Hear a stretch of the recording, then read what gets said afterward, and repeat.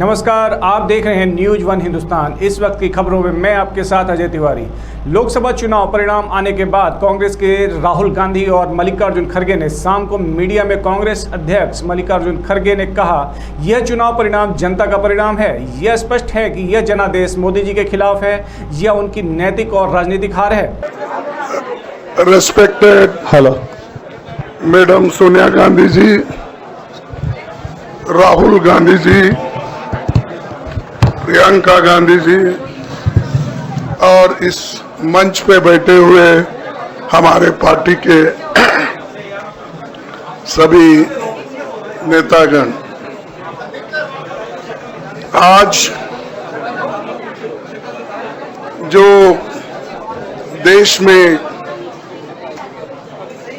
चुनाव के रिजल्ट आए हैं,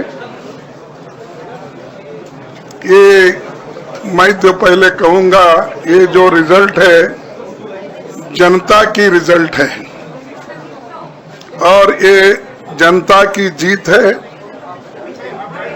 और लोकतंत्र की जीत है। हम पहले से यही कह रहे थे कि ये लड़ाई हमारी मोदी वर्सेस जनता है, लोग हैं। तो 18वीं लोकसभा के चुनाव में हम विनम्रता से जनमत को स्वीकार करते हैं। इस बार जनता ने किसी एक दल को पूर्ण बहुमत नहीं दिया, खासकर सत्ताधारी दल भाजपा ने एक व्यक्ति, एक चेहरे के नाम पर वोट मांगा। अब ये स्पष्ट हो गया है कि ये मैंडेट मोदी जी के खिलाफ गया है। ये उनकी राजनीतिक और नैतिक हार है। जो व्यक्ति बार बार अपने नाम से ही हर जगह वोट मांगते थे, उनकी ये बहुत बड़ी हार है और नैतिक दृष्टि से ये तो उनको बहुत बड़ा नुकसान हुआ है। आप जानते हैं कि कांग्रेस पार्टी और हमारे इंडिया गठबंधन से बहुत प्रतिकूल माहौल में चुनाव लड़ा।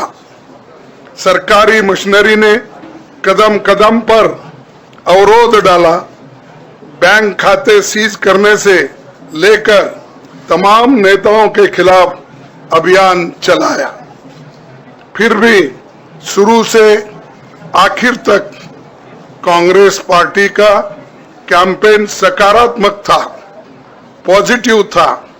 हमने महंगाई, बेरोजगारी, किसानों और मजदूरों की बदहाली और संविधान संस्थाओं का दुरुपयोग जैसे विषयों को केंद्रीय मुद्दा बनाकर हम जनता के सामने गए थे। इन मुद्दों पर बड़ी संख्या में लोग हमसे जुड़े, हमारा समर्थन किया। वहीं राहुल गांधी ने कहा, जनता मोदी के खिलाफ है। संविधान बचाने के लिए इस बार गरीब, दलित, मजदूर, किसान और अति पिछड़ों के मतदान से जनादेश मिला है। कांग्रेस नेता राहुल गांधी ने आगे कहा, हमने यह चुनाव सिर्फ भाजपा के खिलाफ नहीं लड़ा, बल्कि संस्थानों, देश के शासन ढांचे, खुफिया एजेंसियों, सीबीआई और ईडी, न्यायपालिका के खिलाफ भी लड़ा है, क्योंकि इन सभी संस्थानों पर अमित शाह और नरेंद्र मोदी जी ने कब्जा कर लिया था। जहां तक आप हमारी मदद कर सकते थे उसी लेवल तक मदद की। देखिए, ये चुनाव इंडिया गठबंधन और कांग्रेस पार्टी सिर्फ एक राजनीतिक दल के खिलाफ नहीं लड़ी थी। ये चुनाव हम बीजेपी, एक राजनीतिक दल, हिंदुस्तान के इंस्टीट्यूशंस, हिंदुस्तान का जो पूरा गवर्नेंस का स्ट्रक्चर है, इंटेलिजेंस एजेंसीज, सीबीआई, ईडी, ये सब, आधी जुडिशरी, इन सब के खिलाफ हम लड़े थे। क्योंकि इन सब संस्थाओं को, इन सब इंस्टीट्यूशंस को नरेंद्र मोदी जी ने और अमित शाह जी ने कैप्चर करा, धमकाया, डराया। प्रेस की तो मैं बात करता रहता हूं। आपको मतलब काफी बार कहा है कि आपका भी रोल रहना चाहिए, और उस रोल को काफी लोगों ने किया, काफी लोगों ने खुल के किया, काफी लोगों ने छुप के किया,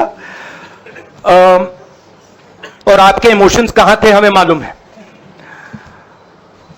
लड़ाई संविधान को बचाने की थी, कॉन्स्टिट्यूशन को बचाने की थी। और मैं आपको सच बताऊं तो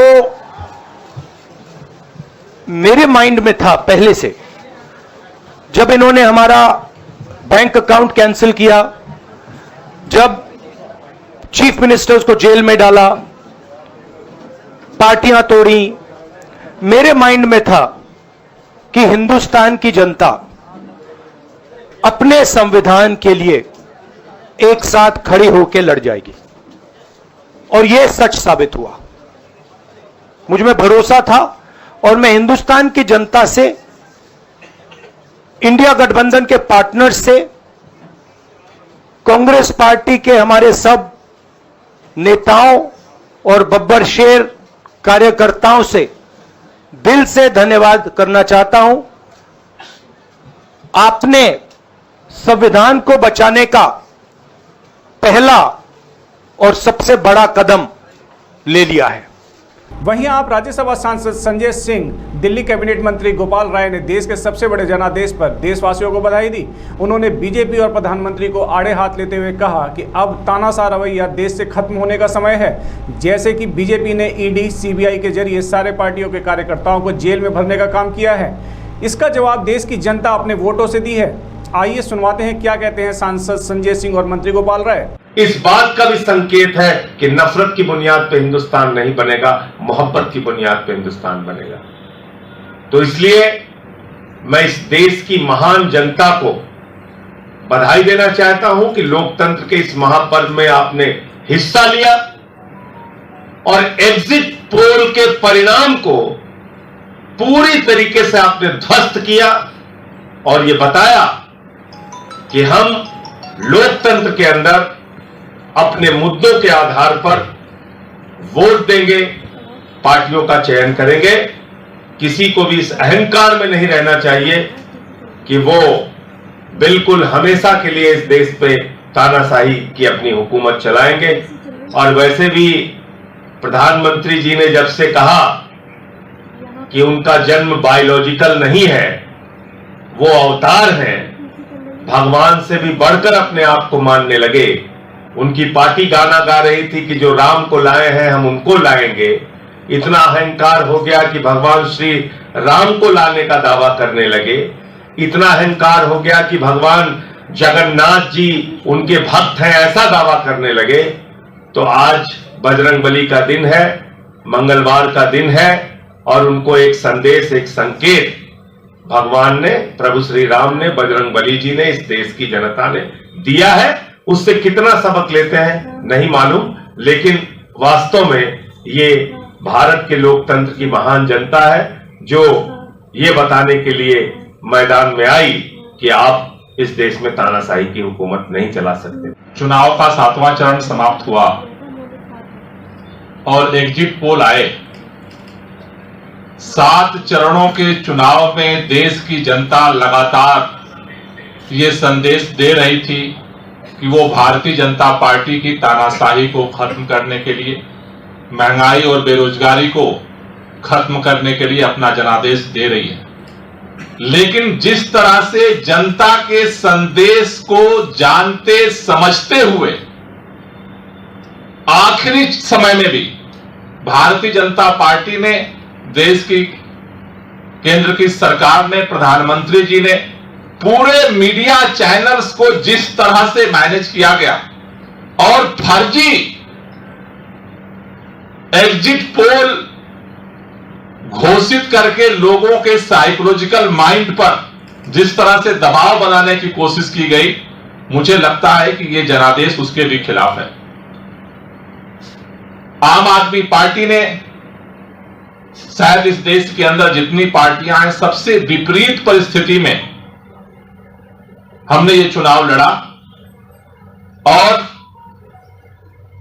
हमें इस बात का भरोसा है, जिस तरह से दिख रहा है कि पंजाब के अंदर से हमारे सांसदों की संख्या बढ़ने जा रही है सदन के अंदर।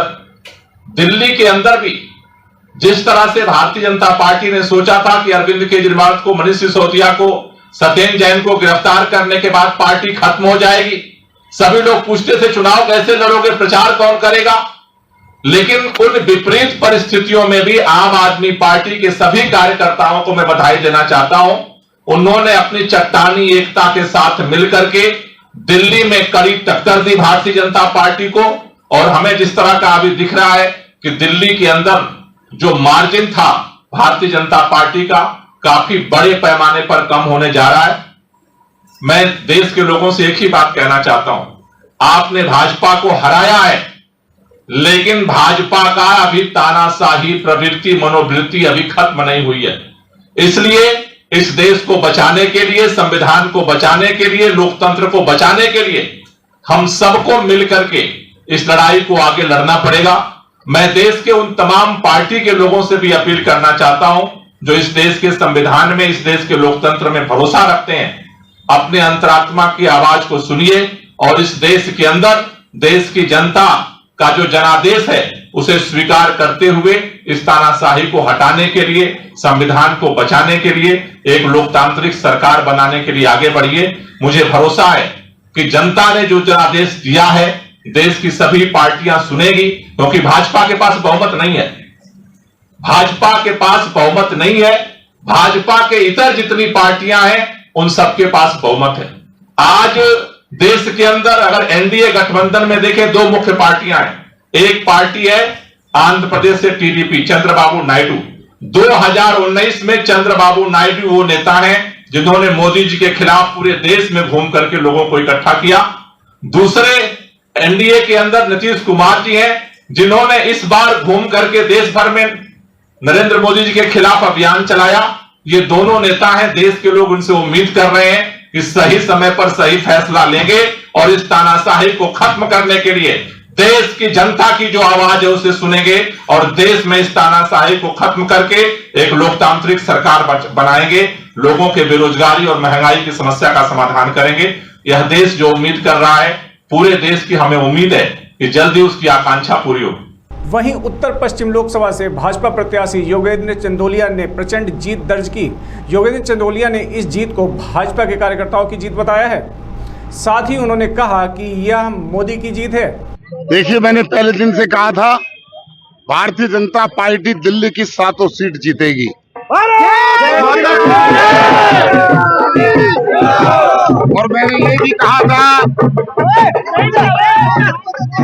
और मैंने ये भी कहा था कि दिल्ली में सबसे बड़ा मार्जिन मेरा होगा।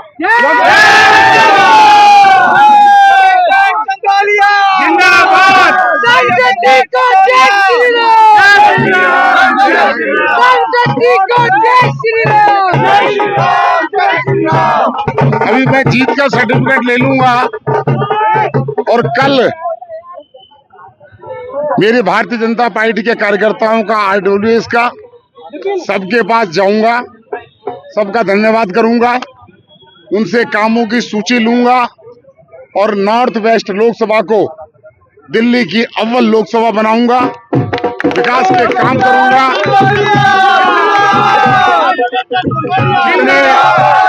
जितने अधिक वोटों से मुझे नॉर्थ वेस्ट की जनता ने जिताया है, मैं मेरे सभी मतदाताओं का धन्यवाद करना चाहता हूं।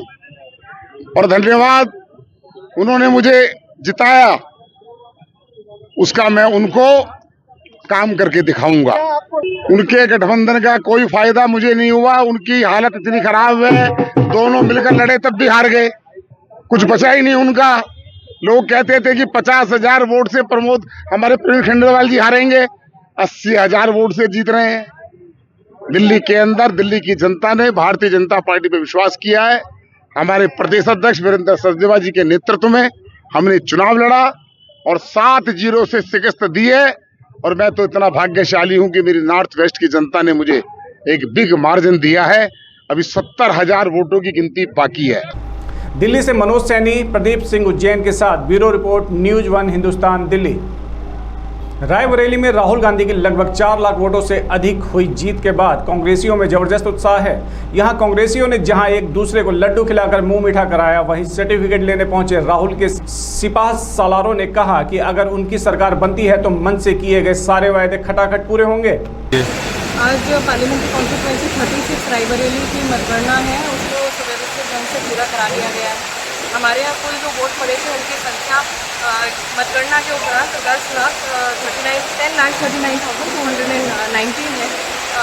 इस पार्लियामेंट्री कॉन्स्टिट्यूएंसी 36 से श्री राहुल गांधी इंडियन नेशनल कांग्रेस से निर्वाचित घोषित हुए हैं। उनके ऑथराइज कैंडिडेट को उसका सर्टिफिकेट भी दे दिया गया है और जो इनके जीत का मार्जिन है जो आपने देखा है वो 3,90,030 है। बिल्कुल हमें ये उम्मीद थी कि जनता राहुल गांधी जी को, प्रियंका गांधी जी को और सोनिया गांधी जी के दामन के अंदर वोट भर देगी और वही हुआ है। एक तरफा राहुल गांधी जी ने लगभग 4 लाख वोटों से जीत दर्ज करी है। कांग्रेस पार्टी का हर कार्यकर्ता रायबरेली के लोगों को, रायबरेली की जनता को, यहाँ की जनता जनार्दन को धन्यवाद देना चाहते हैं, आभार प्रकट करना चाहते हैं कि उन्होंने, रायबरेली के लोगों ने गांधी परिवार के प्रति आस्था रखते हुए राहुल गांधी जी को ऐतिहासिक वोटों से जीत दिलाई। लगातार प्रियंका गांधी जी के निर्देशन में रायबरेली के कांग्रेस के स्थानीय नेता कार्यकर्ताओं ने अपना खून पसीना एक कर दिया।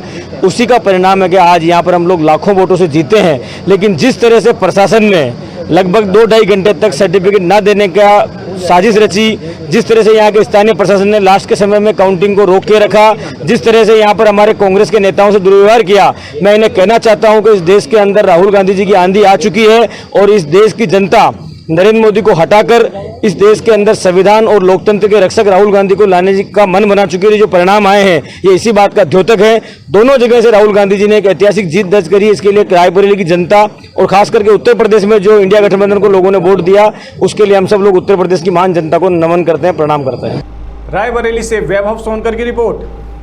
उत्तर प्रदेश के गाजियाबाद के रेलवे स्टेशन पर 2 सातिर किस्म के अपराधी पकड़े गए। ये लोग अकेले व अपने साथियों के साथ मिलकर रेलवे स्टेशन गाजियाबाद व दिल्ली एनसीआर क्षेत्र के आसपास के स्टेशनों पर ट्रेनों में चढ़कर मौके के अनुसार रात्रि में सो रहे यात्रियों को टारगेट कर उनके mobile phone, laptop, purse, jewellery, नकदी व अन्य कीमती सामान की चोरी, लूट करते हैं। इन लोगों के आपराधिक इतिहास के संबंध में अन्य थानों से जानकारी की जा रही है। अभियुक्त गण की गिरफ्तारी के बाद थाना जीआरपी क्षेत्र में हो रही आपराधिक घटनाओं में कमी आएगी।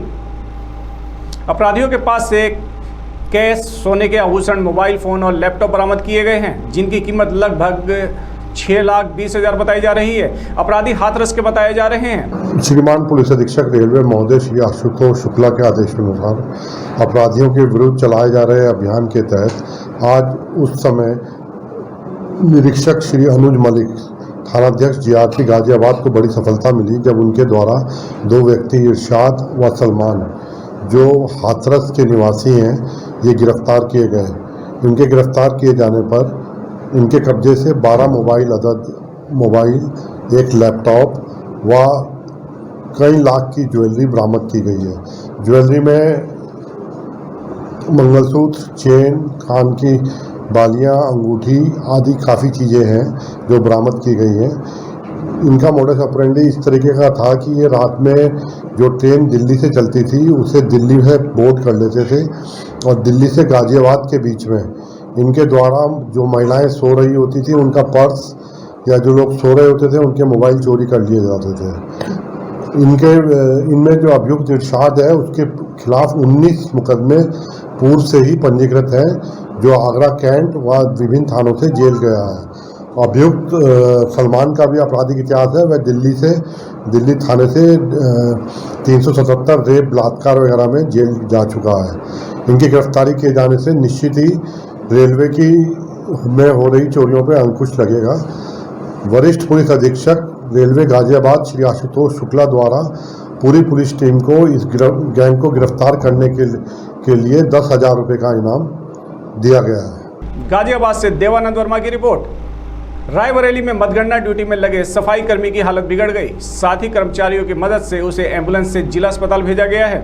गौरतलब है कि संतोष, जो कि सफाई कर्मी के पद पर महाराजगंज ब्लॉक क्षेत्र में तैनात हैं, गोरा बाजार स्थित ITI में मतगणना ड्यूटी के दौरान उमस व गर्मी के चलते बेहोश होकर गिर पड़े। बेहोश होने पर मतगणना स्थल पर हड़कंप मच गया। फिलहाल उनका इलाज जिला अस्पताल में चल रहा है। एक पेशेंट आया था जहाँ चुनाव काउंटिंग हो रही है, संतोष चौधरी नाम का मरीज। तो उसको आधा चक्कर आ रहा था और बेहोश हो गया था, तो उसका आगे ट्रीटमेंट कर दिया गया और उसको भर्ती कर दिया गया। रायबरेली से वैभव सोनकर की रिपोर्ट। बने रहें खबरों में, देखते रहें न्यूज़ वन हिंदुस्तान। नमस्कार।